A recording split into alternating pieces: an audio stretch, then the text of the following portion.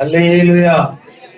అలాగు వడగండ్లను వడగండ్లతో కలిసిన పిడుగులను బహు బలమైన వాయన ఐగుప్తు దేశమందంతటా అది రాజ్యమైనది మొదలుకుని ఎన్నడూ అట్టివి వెళ్ళైన గాండం చూస్తున్నా. ఇంత వాన ఇంత తుఫాను ఎప్పుడు రాలేదంటారు కొంతమంది. ఊహ తెలిసిన కాడి నుంచి ఇంత వాన ఇప్పుడు వర్షం కురవలేదంటారు కదా. రికార్డు స్థాయిలో నమోదైందనేమో వాళ్ళు సైంటిఫికల్ గా చెప్తారు. అలా జరిగిందంట. ఏం పడుతున్నాయి ఇప్పుడు? పలుమార్లు కనుగొన్నాడు వీడు. ఎవరు? వారు చాలా సార్లు చేదు అనుభవం ఎదురైంది. ఇది వీడికి కొత్త ఏమీ కాదు. ప్రజలు గగ్గోలు పెడతా ఉంటుంటారు. ఇంతంత లావు పిడుగులు, వాటిని ఏమంటారు? వడగండ్లు. ఎక్కడ చూసినా ఒక్క పిడుగు పడితేనే గుండెలు అదిరిపోతాయి. కొంతమందికి అసలు పిడుగు అంటేనే పిడుగు తెలుసా మీకు? పిడుగు పిడుగు రాపిడి అంటారు. మరి మేఘం మేఘం రాసుకున్నప్పుడు వచ్చేటటువంటి ఆ అగ్ని, ఆ పిడుగునంట ఒకసారి పట్టుకోగలిగితే దేశానికి సరిపడా కరెంట్ వచ్చేస్తుందంట. కానీ ఇంకా పట్టుకునేంత పవర్ ఇంకా రాల, టెక్నాలజీ ఇంకా రాల, భవిష్యత్తులో వస్తుంది. పిడుగు పడంగానే ఏమొస్తుంది? ఉరుము వస్తుంది. అగ్ని, పిడిగే అగ్ని. దాని తర్వాత ఇది అది ఒకేసారి వస్తాయి. కాకపోతే శబ్దం స్లోగా వస్తుంది, కాంతి ఏమో వేగంగా వస్తుంది. కాబట్టి కాంతి ముందు జరుగుతుంది, తర్వాత మీకు ఎప్పుడైనా గుర్తుంచుకోండి, ఒక్కసారి పిడుగు కనబడిందంటే, లైట్నింగ్ కనబడిందంటే దాని వెనుక పెద్ద ఉరుము వస్తుంది అని గుర్తుంచుకోవాలి. నీకంటే తెలిసిందిరా అనుకుంటారు పిల్లలు. అందులో తెలిసేదేమీ లేదు.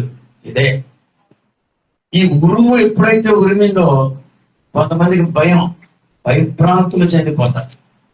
ఎందుకని? ఇక్కడ కారణం ఉంది, ప్రాణం పోయే ప్రమాదం ఉంది కాబట్టి. చూసారా? ఇప్పుడు పిడుగును పట్టుకునే టెక్నాలజీ వచ్చింది. ఎప్పుడైతే పిడుగు పడుతుందో అది బిల్డింగ్ మీద పడకుండా దాంట్లోకి వెళ్ళిపోవడానికి ఎత్తేస్తారు కదా, అది లాగేసి ఆ విద్యుత్తుని ఏం చేస్తుంది? భూమిలోకి పంపించేస్తుంది. అదే ఇందాక అనుకున్నది, మనం స్టోర్ చేసేది ఇంకా రాలా, వస్తుందని, వస్తే మంచిదని. విద్యుత్తుని స్టోర్ చేసే టెక్నాలజీ ఇంకా కనిపెట్టలే ఎవరు. దేవునికి స్తోత్రం. హల్లెలూయా. భయంకరమైన పిడుగులు, భయంకరమైన మెరుపులు, భయంకరమైన ఉరుములు చుట్టుముట్టేసిన దేశాన్ని. పెద్ద పెద్ద వడగండ్లు పడుతున్నాయేమో, కూర మొక్కలన్నీ పాడైపోతున్నాయి. మనుషుల మీద, జంతువుల మీద, ఐగుప్తు దేశమంతటా యావత్తు. మొన్న మేము బావదేవరపల్లి వెళ్ళాం. అమ్మగారు కూడా వచ్చారు. జ్ఞాపకార్థ కూడికకు వెళితే వచ్చేటప్పుడు అమ్మగారు చెప్తున్నారు, అన్నయ్య ఈ ఊళ్ళో తుఫాన్ వచ్చినప్పుడు ఒకే ఒక ఫ్యామిలీ అదిగో ఆ గుడి ఎక్కారంట. వాళ్ళు తప్ప మిగిలిన వాళ్ళందరూ ఆల్మోస్ట్ ఫ్యామిలీలే తుడిచిపెట్టుకుపోయారంట. కష్టమా తెలియదు ఏమా? చాలా కష్టం. ఒక్క ప్రాణం పోతేనే కష్టం, ఏడుస్తాం. అనేక ప్రాణాలు పోతే చాలా కష్టం. ఊరూరే పోవడం అంటే, నేను విన్నదైతే 1977 నవంబర్ 19 వచ్చిన తుఫాన్కి 16,000 మంది చనిపోయారంట ఆ రాత్రి. 16,000 పీపుల్. అప్పటి ప్రధాని ఇందిరాగాంధీ గారు దానిని మరి దేశ విపత్తుగా, నేషనల్ కలామిటీ అంటారు, దేశ విపత్తుగా ప్రకటించారు.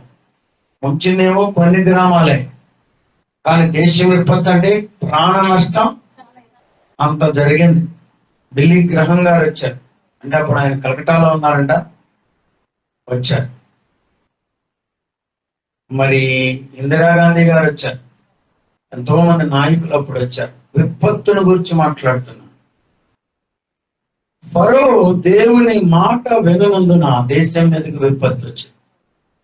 నాయకులు దేవుని మాట వినాలి, రాజులు దేవుని మాట వినాలి. రాజులు దేవుని మాట వినని ఎడల శ్రమ,